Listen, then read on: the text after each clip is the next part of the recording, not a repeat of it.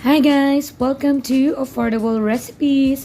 For today, gagawa tayo ng Cajun shrimp with garlic butter sauce. And napakarami sa ating mga Pilipino ang paborito to. So una, magpapainit tayo ng ating pan and then tutunawin natin doon yung ating butter. Yan. Okay, tunawin natin yung ating butter. So ganito karaming butter ko kasi gusto ko yung medyo marami yung sauce ko. Then pag tunaw na yung ating butter, pwede natin ilagay yung ating garlic. Okay, so haluin natin yung garlic. Gisa natin siya dito sa ating butter. Then, after 3 minutes ng paggisa sa ating garlic, pwede na natin ilagay yung ating mga seasonings. So, ano ba yung mga seasonings na kailangan natin?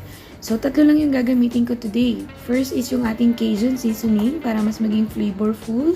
Yung ating butter shrimp. So, haluin natin. And then, lagay natin yung ating pepper. Yan. So, ubusin natin. Lagay natin lahat para walang sayang. Okay, so haluin natin ng mabuti para maging even yung lasa ng ating Cajun shrimp with garlic butter sauce. And then, syempre, huwag natin kakalimutan yung ating salt para mas maging flavorful yung ating garlic butter shrimp. Okay, so haluin natin ng mabuti.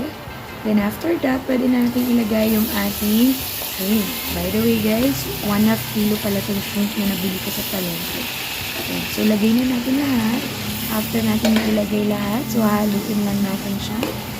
Haluin natin ng mabuti para lahat is magkaroon ng sauce. Okay.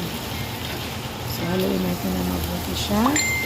So syempre, after natin haluin ng ganito, maglalagay tayo ng konting water. So, haluin lang natin ng mabuti. And then, after nating haluin, magantay lang tayo ng 10 to 15 minutes, guys. And then, ready to serve na ang ating Cajun shrimp with garlic butter sauce. Ayan. Para nga pala sa mga hindi pa nag-subscribe, subscribe na kayo. And then, hit nyo na rin yung notification bell para updated kayo palagi sa mga videos na in-upload ko. So, ito na guys, yung ating Cajun shrimp with garlic butter sauce. So, super sarap nito. Try nyo na sa inyong mga bahay.